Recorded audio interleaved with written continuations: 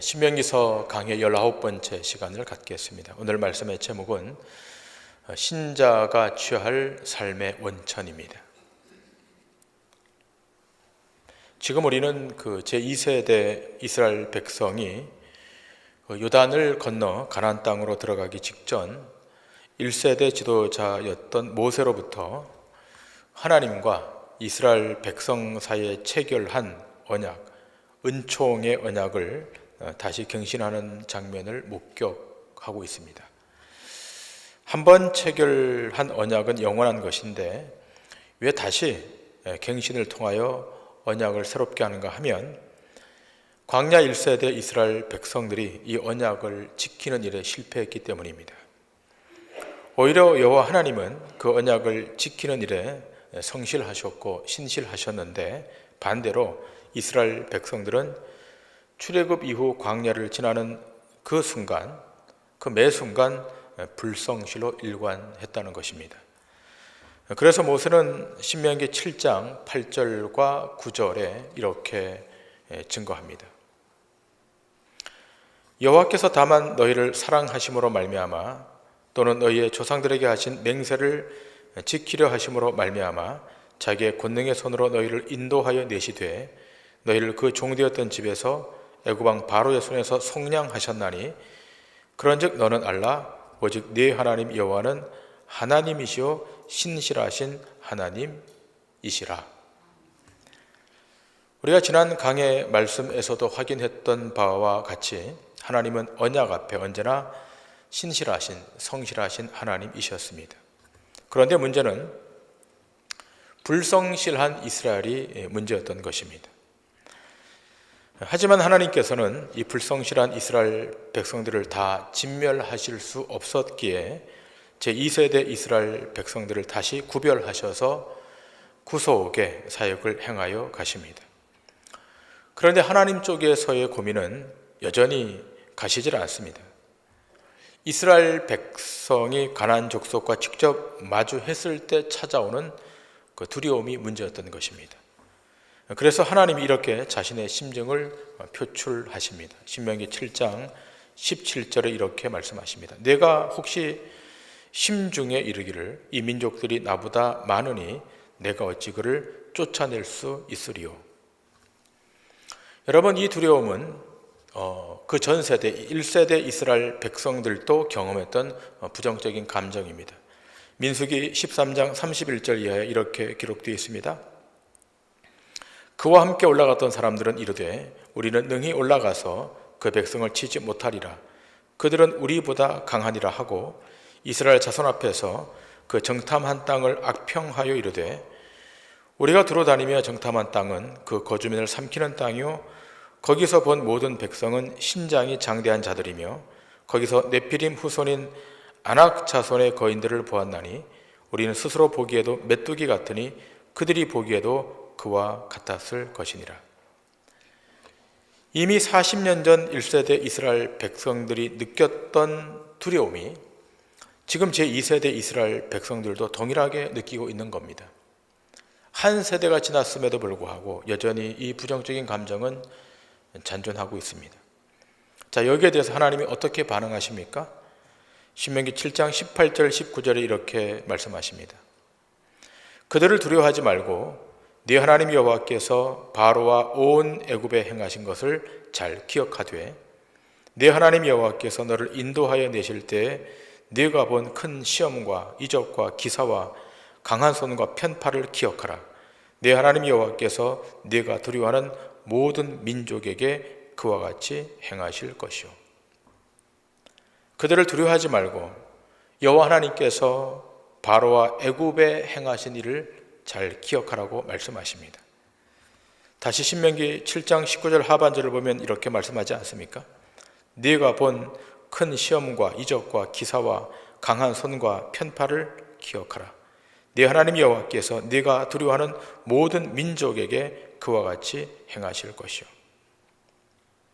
하나님께서 애굽에게 이렇게 행하셨다면 앞으로 너희들이 가는 그 모든 여정에 너희를 대적하는 모든 악한 족속에 대하여 내가 능력을 행사할 것이라고 말씀하십니다. 그러면서 더 강한 어조로 이렇게 말씀하십니다. 신명기 7장 22절 이하입니다. 네 하나님 여호와께서 이 민족들을 네 앞에서 조금씩 쫓아내시리니 너는 그들을 급히 멸하지 말라. 들짐승이 번성하여 너를 해할까 하노라. 네 하나님 여호와께서 그들을 내게 넘기시고 그들을 크게 혼란하게 하여 마침내 진멸하시고 그들의 왕들을 내 손에 넘기시리니 너는 그들의 이름을 천하에서 제하여 버리라. 너를 당할 자가 없이 네가 마침내 그들을 진멸하리라. 하나님께서 마침내 그들을 이스라엘 백성들을 통해 진멸시킬 것이라고 말씀하십니다. 가나안 족속은 그 땅에서 소멸될 것임을 확증시키고 있는 것입니다. 자, 그런데 하나님은 이렇게 그 족속들을 다 없애시겠다고 말씀했지만 또 한편으로 그 마음에 어떤 걱정이 자리 잡고 있었는가 하면 바로 우상에 대한 문제였습니다. 이것이 가장 하나님 마음을 걸리게 하는 부분이었습니다. 그래서 하나님은 다시 말씀하십니다. 신명기 7장 25절 이하 이렇게 말합니다. 너는 그들이 조각한 신상들을 불사르고 그것에 입힌 은이나 금을 탐내지 말며 취하지 말라. 내가 그것으로 말미암아 올무에 걸릴까 하노니 이는 내 하나님 여호와께서 가증히 여기시는 것임이니라. 너는 가증한 것을 내 집에 들이지 말라. 너도 그것과 같이 진멸당할까 하노라. 너는 그것을 멀리하며 심히 미워하라. 그것은 진멸당할 것임이니라. 여러분, 이스라엘 백성들이 우상을 만든 이유가 무엇입니까? 이유는 간단합니다. 우상을 만들어 그걸 통하여 자신의 육체적 이익을 실현하기 위함이었습니다. 그 우상이 정말 능력 있는 살아있는 신이 아니라 그 신 앞에 자신의 욕심을 투영시켜서 육체적 필요를 얻어내고자 하는 것에 불과한 것이었습니다. 결국 이 우상은 영혼을 지향하고 거룩을 향해 나아가고 있는 이스라엘 백성과는 양립될 수가 없었던 것입니다. 여러분, 우리의 현실의 고민, 그 딜레마가 여기에 있습니다. 세상을 들여다보면 다 하나씩 우상을 가지고 있습니다. 그 우상을 삶의 원천과 기반으로 삼고 살아갑니다. 그것이 권력이든 명예든 돈이든 말하지는 않지만, 공개적으로 드러내지는 않지만 묵시적으로 그것을 삶의 출발로 삼습니다.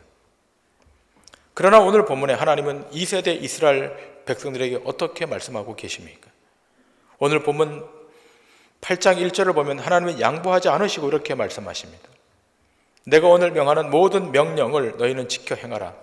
그리하면 너희가 살고 번성하고 여호와께서 너희의 조상들에게 맹세하신 땅에 들어가서 그것을 차지하리라. 하나님은 양보하지 않으십니다. 모든 명령을 지켜 행하라고 말씀하십니다. 왜 그 모든 명령을 지켜 행해야 하는가? 그것이 살 길이기 때문에 그렇습니다. 이스라엘 백성들이 살 길은 하나님의 말씀에 순종하는 것입니다.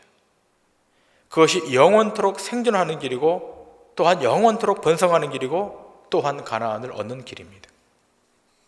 그러므로 이스라엘 백성의 땅에서 생존하는 그 모든 힘의 공급은 하나님께 있는 겁니다. 하나님으로부터 오는 것으로만 생존해야 되는 존재가 이스라엘 백성인 것입니다. 수많은 민족 가운데 유일하게 선택받은 권속이기 때문에 또 그 전으로 거슬러 올라가면 이들은 하나님의 창조하심의 결과로 만들어진 피조물이기에 하나님이 공급하시는 힘으로 살아가야 하는 것입니다. 그러나 범죄한 이후의 인생들은 이 사실을 모르는 거예요. 하나님께서 공급하시는 힘, 즉 은혜로 살아가는 것을 모르는 거예요. 자기들의 힘과 실력과 지혜로 살아가는 걸로 알고 있는 겁니다. 아담이 범죄한 이후에 땀을 흘려야만 먹고 사는 것임을 공지했지만, 그러나 그것이 궁극적인 목적이 아님을 이스라엘을 선택하심으로 확증시키는 겁니다. 그리고 그 이스라엘 백성에게 하나님의 말씀을 주십니다. 그것이 바로 창세기이고 출애굽기입니다. 하나님께서 창세기를 보면 하나님께서 천지를 말씀으로 창조하셨다고 되어 있습니다. 인간의 실력과 능력을 빌어서 창조한 것이 아니라 이 천지를 말씀으로 창조하셨습니다.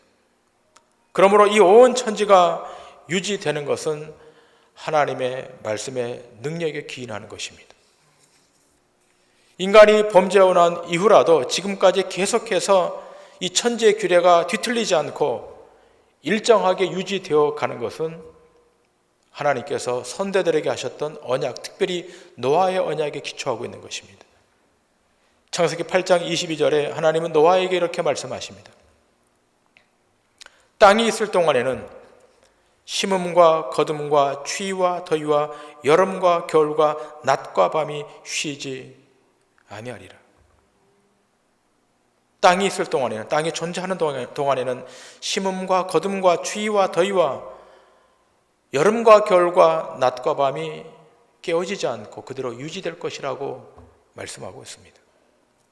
이렇게 유지되는 것, 이 질서가 훼손되지 않고 유지되는 것은 하나님이 말씀하셨던 언약 때문이라는 것입니다. 자, 그런데 세상 사람들은 이 언약의 내용을 모르는 겁니다. 자, 그렇다면 세상은 그렇다손 치더라도 이스라엘 백성, 선택받은 이 선민 이스라엘 백성들은 하나님의 말씀하시는 그 말씀대로 순종하며 살아야 되는 것 아니겠습니까? 자, 그런데 그 죄라고 하는 것, 하나님에게서 독립해서 스스로의 힘으로 살아가려고 하는 그 죄라고 하는 힘이 호락호락하지 않는 겁니다. 그 죄의 힘 때문에 하나님을 계속 의심하는 겁니다. 이 하나님의 말씀대로 살면, 그 말씀을 믿고 살면 세상 앞에 버려질 것 같은 겁니다. 죽을 것 같은 겁니다. 그러나 하나님은 자기 언약을 절대로 파기하는 분이 아니시기에 그 백성을 훈련을 시켜서라도 사람이 이 세상을 살아가는데 무엇으로 사는가를 확인시켜 주는 것입니다. 그 훈련의 코스가 바로 광야의 코스였던 것입니다. 그래서 오늘 본문 신명기 기자는 이렇게 말합니다. 본문 2절과 3절입니다. 네 하나님 여호와께서 이 40년 동안에 네게 광야의 길을 걷게 하신 것을 기억하라. 이는 너를 낮추시며 너를 시험하사 네 마음이 어떠한지 그 명령을 지키는지 지키지 않는지 알려 하심이라.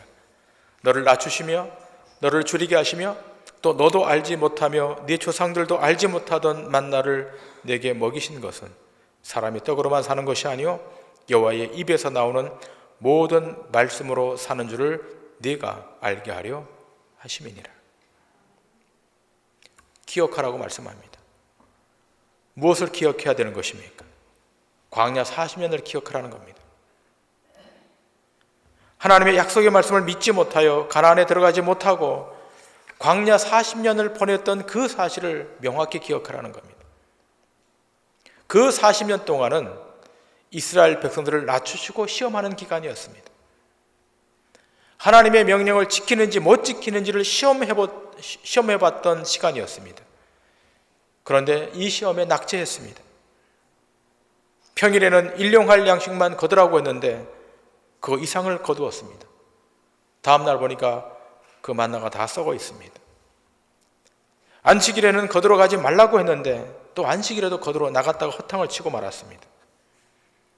그러므로 이 40년 동안 무엇을 훈련받는가 하면 사람이 무엇으로 살아야만 하는가 하는 이 한 가지 훈련을 받았던 것입니다. 무엇으로 사는가? 하나님이 공급하시는 힘으로 살아야 함을 깨닫게 하기 위한 여정이었습니다. 그 훈련의 장소가 광야였습니다. 그리고 그 내용은 사람의 떡으로만 사는 것이 아니라 여호와 하나님의 입에서 나오는 모든 말씀으로 산다는 것을 배우는 것이었습니다. 이 광야 학교에 가장 먼저 훈련받았던 사람은 모세였습니다. 여러분 익히 알다시피 모세는 자기의 힘과 지략과 자기 지혜로 이 민족을 구원할 수 있다고 생각했습니다. 그러나 어느 날 분을 참지 못하고 자기 동족을 살해합니다. 이제 살해자, 도망자가 되어서 그는 미디안 광야 안으로 들어갑니다. 그래서 무려 40년 동안 광야에서 양을 치면서 은둔합니다. 그 40년 동안은 자기의 모든 힘이 다 빠져나가는 시간이었습니다. 이렇게 힘이 다 빠져나왔던 그 어느 날 하나님께서 불꽃 가운데 모세를 콜링하십니다. 그리고 말씀하십니다. 이제는 내 힘이 아니라 내 지혜가 아니라 내 능력으로 너를 이끌 것이다. 이제 이 모세의 광야 학교는 개인으로 끝나는 것이 아니라 이스라엘 공동체 전체가 이 광야 학교에 입학하게 됩니다. 그리고 그들 모두는 사람이 무엇으로 살아가야 하는가를 그 40년 동안 배워가는 것입니다. 먹을 것, 마실 것, 입을 것이 어떻게 공급되는지를 배우는 것입니다. 하늘에서 만나가 내립니다. 반석에서 샘이 터집니다. 하늘에서 메추라기 떼가 내려옵니다. 그들이 40년 동안 광야의 길을 걸었지만 발이 부르지 않고 옷이 헤하지 않았습니다. 기적 가운데 살았습니다. 그들이 옷을 만들지 않았습니다. 신발을 만들지 않았습니다. 그러나 그들의 옷은 날마다 새 것으로 입혀져 있었고 그들의 발은 부르지 않았습니다.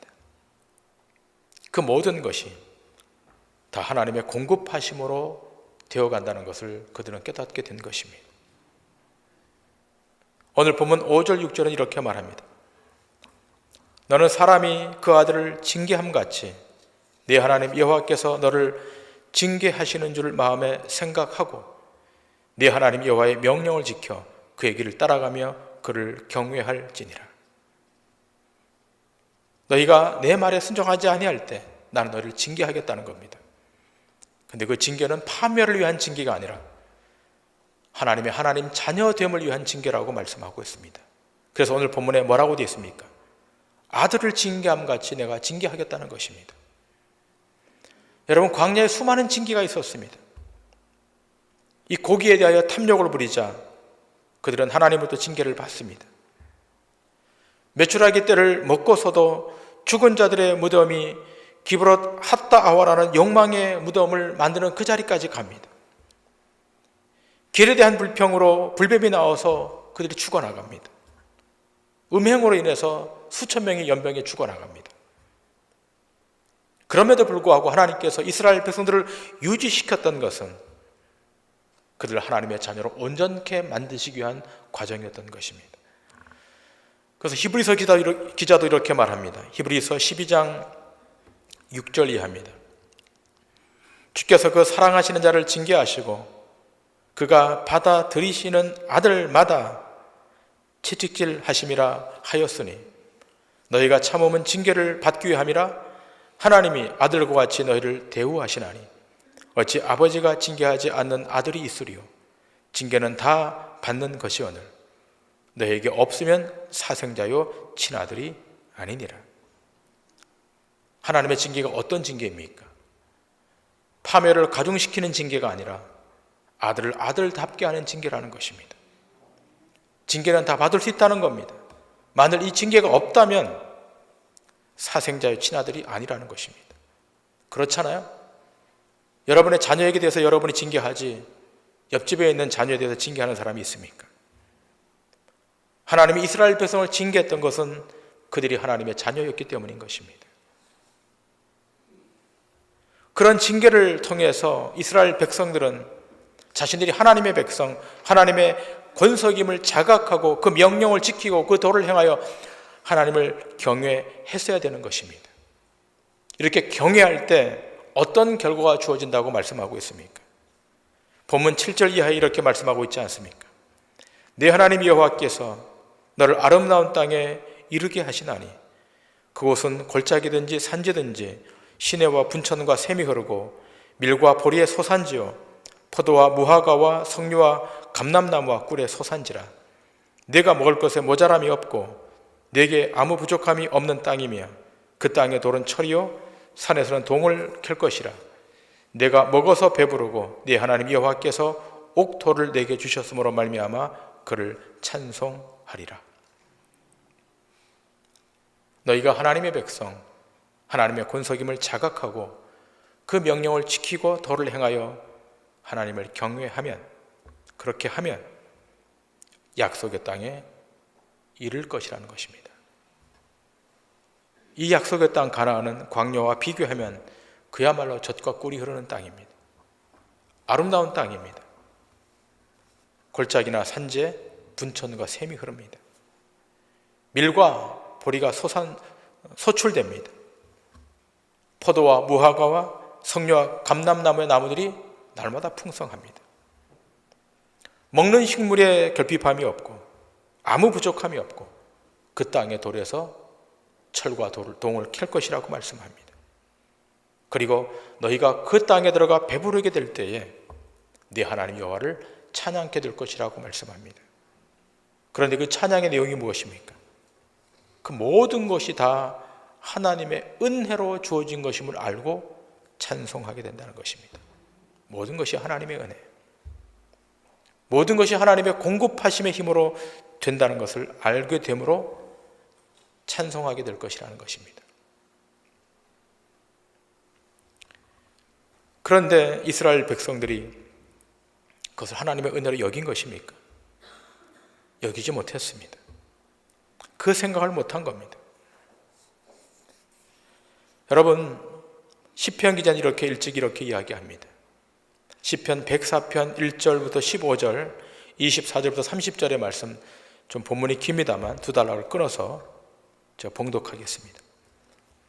내 영혼아 여호와를 송축하라. 여호와 나의 하나님이여, 주는 심히 위대하시며 존귀와 권위로 옷 입으셨나이다. 주께서 옷을 입음같이 빛을 입으시며 하늘을 휘장같이 치시며 물에 자기 누각의 들보를 얹으시며 그러므로 자기 수레를 삼으시고 바람날개로 다니시며 바람을 자기 사신으로 삼으시고 불꽃으로 자기 사역자를 삼으시며 땅에 기초를 놓으사 영원히 흔들리지 아니하게 하셨나이다.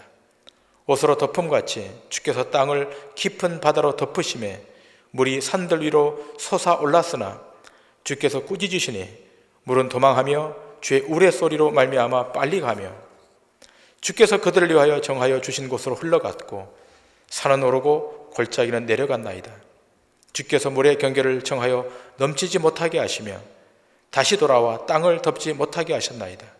여호와께서 샘을 골짜기에서 솟아나게 하시고 산 사이에 흐르게 하사 각종 들짐승에게 마시게 하시니 들나귀들도 해갈하며 공중의 새들도 그 가에서 깃들이며 나뭇가지 사이에서 지저귀는도다. 그가 그의 누각에서부터 산에 물을 부어주시니 주께서 하시는 일의 결실이 땅을 만족시켜 주는도다. 그가 가축을 위한 풀과 사람을 위한 채소를 자라게 하시며 땅에서 먹을 것이 나게 하셔서 사람의 마음을 기쁘게 하는 포도주와 사람의 얼굴을 윤택하게 하는 기름과 사람의 마음을 힘있게 하는 양식을 주셨도다. 자, 그러면서 이렇게 말합니다. 여호와여, 주께서 하신 일이 어찌 그리 많은지요. 주께서 지혜로 그들을 다 지으셨으니 주께서 지으신 것들이 땅에 가득하니이다. 거기에는 크고 넓은 바다가 있고 그 속에는 생물 곧 크고 작은 동물들이 무수하니이다. 그곳에는 배들이 다니며 주께서 지으신 리워야단이 그 속에서 노나이다. 이것들은 다 주께서 때를 따라 먹을 것을 주시기를 바라나이다. 주께서 주신즉 그들이 받으며 주께서 손을 펴신즉 그들이 좋은 것으로 만족하다가 주께서 낯을 숨기신즉 그들이 떨고 주께서 그들의 호흡을 거두신즉 그들은 죽어 먼지로 돌아가나이다. 주의 영을 보내어 그들을 창조하사 지면을 새롭게 하시나이다. 지금 시편 기자가 무엇을 말씀하고 있습니까? 이 땅에 창조한 모든 피조물들이 무엇으로 살아가는가를 증거하고 있습니다.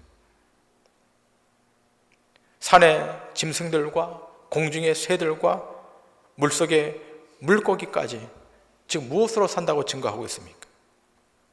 하나님이 공급하시는 그 공급함의 힘으로 산다는 것입니다. 그 창조물들을 다 돌보시고 다 보호하신다는 것입니다. 하나님께서 그 물에 누각에 물을 뿌려주시니까 그 땅에 식물들이 풍성하다는 것입니다. 큰 바닷속에 대소생물이 무수한데 그들이 누구의 공급함을 기다린다고 말하고 있습니까? 본문 27절에 이렇게 기록되어 있지 않습니까? 이것들은 다 주께서 때를 따라 먹을 것을 주시기를 바라나이다. 저 미천한 생물들도 창조주께서 때를 따라 주시는 그 먹을 것을 주기를 바란다라고 기록하고 있습니다. 자, 그렇다면 여러분, 선택받은 이스라엘 백성, 선택받은 하나님의 백성, 신자들은 어떠해야 되겠습니까?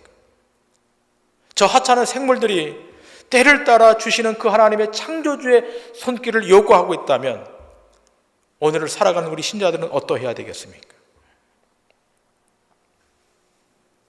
여러분, 우리는 여기에서 아모스 선지자의 때의 상황을 떠올리게 됩니다. 아모스 선지자가 활동했었을 때의 왕은 북이스라엘 여로보암 2세 왕이었습니다. 자, 이때는 그 근동지역을 통치하고 있었던 아수르가 가장 강력한 국가였습니다. 그런데 이 아수르가 북방 세력과 전쟁을 치르는 동안 이 북이스라엘의 여로보암 2세가 세력을 확장해 가기 시작합니다. 솔로몬 왕이 통치했던 그 모든 땅을 거의 다 회복하게 됩니다. 엄청난 부요가 찾아오고 엄청난 번영이 찾아옵니다. 자, 그러자 여기저기서 문제가 발생합니다. 부정과 부패가 일어나고 사치가 횡행하게 되고 여름궁과 겨울궁을 상하로 궁을 지어서 바꾸어 버립니다. 자, 그러면서 이들의 생각은 무엇입니까? 우리가 영토를 확장하고 세력을 확장한 것은 자기들의 실력으로 그렇게 된 것임으로 착각한 것입니다. 떡으로 살면 된다고 생각했습니다. 자기의 힘과 능을 의지하면 된다고 생각했습니다. 하나님의 말씀은 던져버렸습니다. 사멸시켜버렸습니다. 그렇게 하면 영원할 것 같았습니다. 그러나 영원하지 않았습니다. 아모스 선지자는 이렇게 선포합니다. 8장 11절 이하에 이렇게 선포하고 있습니다. 주 여호와의 말씀이니라. 보라, 날이 이를지라. 내가 기근을 땅에 보내리니 양식이 없어 주림이 아니며 물이 없어 가람이 아니요 여호와의 말씀을 듣지 못한 기갈이라. 사람이 이 바다에서 저 바다까지 북쪽에서 동쪽까지 비틀거리며 여호와의 말씀을 구하려고 돌아다녀도 얻지 못하리니 그날에 아름다운 처녀와 젊은 남자가 다 갈하여 쓰러지리라. 사마리아에 죄된 우상을 두고 맹세하여 이르기를 다나 내 신들이 살아 있음을 두고 맹세하노라 하거나 브엘세바가 위하는 것이 살아 있음을 두고 맹세하노라 하는 사람은 엎드러지고 다시 일어나지 못하리라. 기근이 온다는 것입니다. 어떤 기근입니까? 말씀에 대한 기근입니다. 기갈입니다. 엄청난 기갈인 것입니다. 어쩌면 오늘의 현실과 방불할 것입니다. 여러분, 세상 사람에게 물어볼 것이 아니라 우리 자신에게 물어보십시다. 우리는 무엇으로 삽니까? 육체의 양식으로 삽니까? 영의 양식으로 삽니까? 물론 육체의 양식으로 삽니다. 육체의 힘을 얻으려면 그 양식이 필요합니다. 이걸 부인하지 않습니다. 그러나 만일 육체의 양식으로만 산다면 그것은 가난한 것입니다. 그렇다면 신자와 불신자가 다를 바가 무엇입니까? 우리에게 일용할 양식이 주어지면 우리는 그것으로 족한 것입니다. 그걸로 육체는 만족을 누리는 겁니다. 그 다음은 무엇입니까? 썩지 않는 양식, 위로부터 내려오는 하늘의 양식으로, 주의 말씀으로 삶의 근거와 원천을 삼는 것입니다. 왜냐하면 이 양식은 영생을 위한 것이기 때문입니다. 예수님께서 광야에서 40일 동안 금식한 후에 마귀의 시험을 받으십니다. 이스라엘 백성의 이 광야 40년이 예수님의 금식 40일로 대체되는 겁니다. 마귀가 시험해요. 돌로 떡을 만들어 먹으라고 시험합니다. 그때 우리 주님이 뭐라고 말씀합니까? 마태복음 4장 4절입니다. 예수께서 대답하여 이르시되 기록되었으되 사람이 떡으로만 살 것이 아니요 하나님의 입으로부터 나오는 모든 말씀으로 살 것이라 하였느니라 하시니. 예수님은 우리가 구약의 이스라엘 백성들이 썩는 양식으로만 살았다가 패한 그 전철을 밟지 않도록 하기 위해서 사람의 떡으로만 사는 것이 아니라 하나님의 입에서 나오는 모든 말씀으로 살 것을 이 아침 권하고 있는 것입니다. 그리고 그것이 세상을 이기는 능력임을 우리에게 말하는 것입니다. 여러분, 고단한 하루를 살아가는 여러분이 육체의 양식을 구하며 살아가는 것, 이것이 우리 삶의 부차적인 것은 될 수 있으나 원천은 아닌 것입니다. 우리의 영혼을 살리고 우리의 인생을 영원토록 하는 것은 그의 말씀, 여호와의 말씀인 것입니다. 사단은 지금도 떡으로만 살라고 유혹하지만 신자는 그 유혹을 뿌리치고 주의 말씀으로 살아야 됨을 믿고 그 말씀을 가슴에 두고 손에 붙들고 그 말씀 앞에 부복하여 살아간다면 오늘 이 자리에 오신 여러분 모두 다 한 명도 패하지 않고 승리하게 되는 놀라운 역사가 있게 될 줄 믿습니다. 기도하시겠습니다.